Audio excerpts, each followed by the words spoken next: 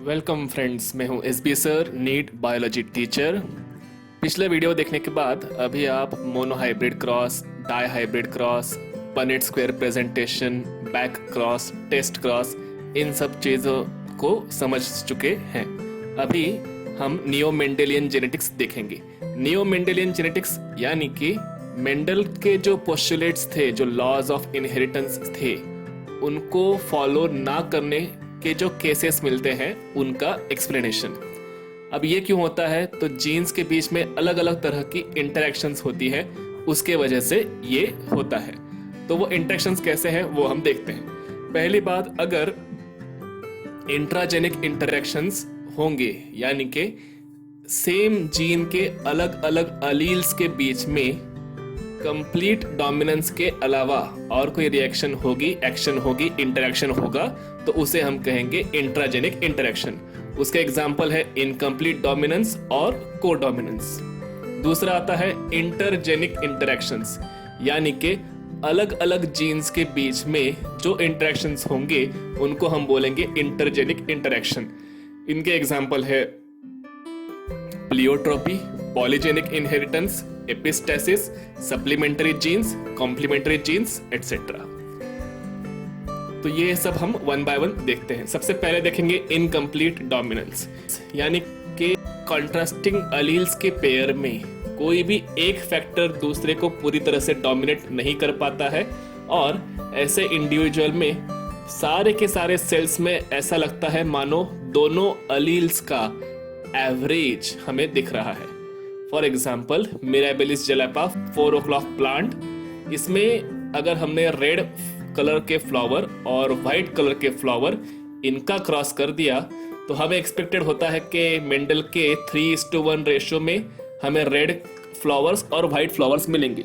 लेकिन यहाँ देखिए, अगर हमने ये पनेट स्क्वायर निकाला F1 और F2 का, पेरेंट जनरेशन क्या होगी? Red flower versus white flower, उनका क्रॉस कर दिया तो हमको सारे के सारे मिलेंगे पिंक कलर के फ्लावर्स, और उन पिंक कलर के फ्लावर्स का सेल्फिंग किया तो फिर हमें F2 जनरेशन मिलेगी red is to pink is to white, ये 1:2:1 इस रेशो में। तो यहाँ क्या हुआ? पहले हमको सारे के सारे पिंक यानी एवरेज मिल गया, ये है, लेकिन फिर भी इनमें क्या है कि law of purity of gametes, law of segregation follow होता है। भले प्लांट में हमें रेड और व्हाइट का एवरेज दिख रहा हो, लेकिन जब इनके गैमेट्स बनेंगे तो गैमेट्स बनते वक्त फैक्टर फॉर रेडनेस और फैक्टर फॉर व्हाइटनेस ये दोनों एक दूसरे से पूरी तरह से सेपरेट हो जाते हैं, सेग्रीगेट हो जाते हैं। लेकिन फिर भी इनमें क्या है कि रेड और व्हाइट इनके जो फैक्टर्स हैं वो एक दूसरे को पूरी तरह से डोमिनेट नहीं कर पाते हैं, तो हमें फाइनली उनका एवरेज मिलता है इस ऐसे इंडिविजुअल के सारे सेल्स में। नेक्स्ट हम देखते हैं कोडोमिनेंस। Codominance means what? फिर से वैसा ही कि कॉन्ट्रास्टिंग अलील्स के पेयर में दोनों अलील्स अपने आप को एक्सप्रेस करेंगे, लेकिन बॉडी के अलग अलग पोर्शन में, अलग अलग हिस्सों में। इसका एग्जाम्पल है कि कैटल के स्किन का या फिर कैटल के बॉडी के ऊपर जो हेयर कोट होता है उसका कलर, रेड कलर के हेयर कोट के कैटल का क्रॉस हमने व्हाइट कलर के हेयर कोट के कैटल के साथ किया तो उससे हमको जो प्रोजेनी F2 जनरेशन मिलेगी उसमें रोआन कलर मिलता है। रोआन कलर मतलब बॉडी के कुछ पार्ट्स पे जो हेयर कोट होगा वो रेड कलर का होगा, और बाकी पार्ट्स पे जो हेयर कोट होगा वो व्हाइट कलर का होगा। यानी कि both genes are expressed equally but on different portion of the same body. Next हम देखते हैं मल्टीपल अलील्स। मल्टीपल अलील्स यानी more than 2 alternative forms of a gene exist. अब इसके दो एग्जांपल्स हैं। पहला है for example wings of Drosophila. अब ये विंग्स ऑफ ड्रोसोफिला कैसे हो सकते हैं? उसमें हमारे पास मल्टीपल अलील्स हैं, नॉर्मल, निक्ड, नॉच्ड, स्ट्रैप्ड या फिर वेस्टिजियल विंग। तो ऐसे 5 अलग अलग तरह के विंग्स यहाँ पे पॉसिबल हैं। दूसरा एग्जांपल्स है ह्यूमन ब्लड ग्रुपिंग का। तो ह्यूमन ब्लड ग्रुपिंग के लिए 3 अलील होते हैं, IA, IB, और तीसरा होता है I0 या फिर स्मॉल i से हम दर्शाते हैं।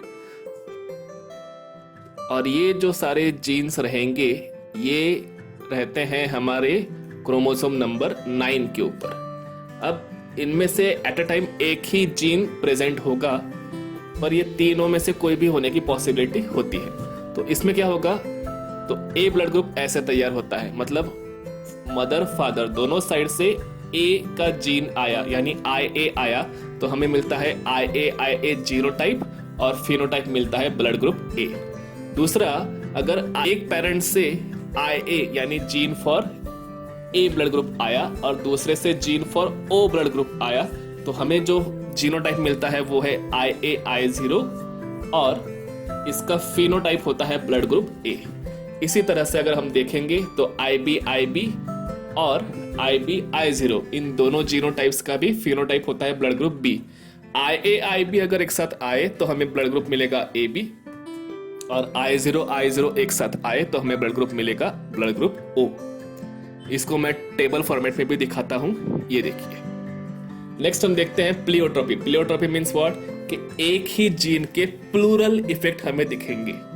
तो फॉर एग्जांपल ये एक जीन होता है हमारे बॉडी में TYR जीन।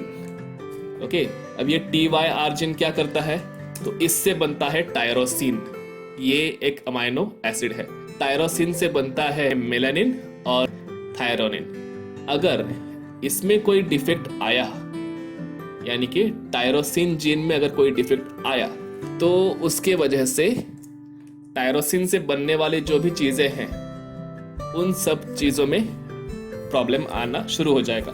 तो टायरोसिन से क्या क्या बन रहा है, मेलानिन, थायरोनिन। थायरोनिन से बनेगा ट्राई आयोडोथायरोनिन और टेट्रा आयोडोथायरोनिन। ये दो थायराइड हार्मोन्स हैं और ये मेंटल डेवलपमेंट के लिए जरूरी होते हैं। और मेलानिन तो आपको पता है कि मेलानिन स्किन कलर के लिए जरूरी होता है। तो इसकी वजह से ऐसा पर्सन मेंटली रिटार्डेड भी हो जाएगा और उसमें हाइपोपिगमेंटेशन भी आएगा। नेक्स्ट हम देखते हैं इसी का एग्जांपल एक और, वो है सिकल सेल एनीमिया का जीन।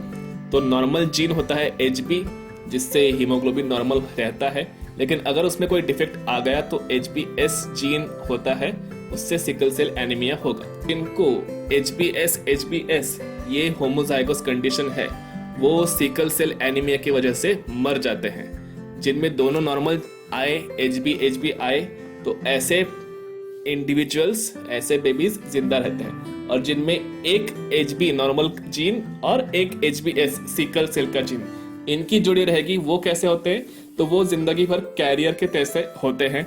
उनमें एनीमिया के लक्षण दिखते हैं, सांस फूलना, कमजोरी, ये दिखता है, लेकिन वो सीधी सादी जिंदगी जी सकते हैं। अब इनमें क्या होता है कि जब मच्छर इनका खून पीने आएगा, यानी सिकल सेल के कैरियर का, तो ह्यूमन के जैसे ही ये सिकल सेल की वजह से उस मच्छर को भी एनीमिया जैसा होने लगता है। तो मच्छर क्या करते हैं, ऐसे सिकल सेल के पर्सन का खून पीना अवॉइड करते हैं। तो सिकल सेल एनीमिया जिसको है उसको मलेरिया होना पॉसिबल नहीं होता है। जिनमें सिकल सेल एनीमिया के दो जीन एक साथ आए हैं, मतलब ये जो रेड स्क्वायर में दिखाया हुआ HBS, तो वो मर जाएंगे।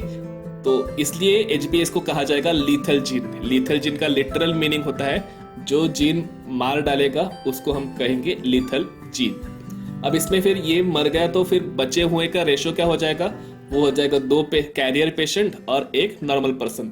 तो ये जो 2:1 है, इसी को हम कहते हैं लीथल जीन रेशो। नेक्स्ट हम देखेंगे पॉलीजेनिक इनहेरिटेंस। पॉलीजेनिक इनहेरिटेंस यानी अलग अलग जीन्स एक ही ट्रेट के ऊपर कंट्रोल करते हैं। इसका एग्जाम्पल है ह्यूमन बॉडी का स्किन कलर। इसके लिए 3 जीन्स हैं जिनको हम capital A, capital B, capital C से दर्शाते हैं। वो तीनों हैं factors for darkness of skin. और इन्हीं के जो काउंटर पार्ट रहेंगे, यानी small a, small b, small c, ये है जीन्स फॉर फेयर स्किन। अभी इसमें क्वांटिटेटिव इनहेरिटेंस हमें दिखेगा, यानी कैसा, अगर 6 के 6 जीन डोमिनेंट है तो ऐसा पर्सन निग्रो ब्लैक होगा। अगर 5 जीन डोमिनेंट है, यानी ये देखिए यहाँ पे दिखाए हुए capital A, small a, capital B, capital B, capital C, यानी 5 जीन डोमिनेंट आए तो ऐसा पर्सन की स्किन डार्क होगी। 4 जीन डोमिनेंट रहे तो ब्राउन होगी। 3 जीन डोमिनेंट के, 3 जीन रेसेसिव के, ये कंडीशन रही तो ऐसा पर्सन म्यूलेट्टो होगा, यानी जिसे हम हमारी भाषा में सांवला कहते हैं। ना एकदम गोरा ना एकदम काला। 2 जीन डोमिनेंट रहेंगे तो वो फेयर होगा, 1 जीन डोमिनेंट रहा तो वो वेरी फेयर होगा, और सारे के सारे जीन रिसेसिव होंगे तो ऐसा पर्सन वाइट पर्सन हम कह सकते हैं। तो दोस्तों इस वीडियो में हमने नियो मेंडेलियन जेनेटिक्स में इनकम्प्लीट डोमिनेंस, को डोमिनेंस, प्लियोट्रॉपी, मल्टीपल अलील्स और पॉलीजेनिक इनहेरिटेंस ये सब देखा।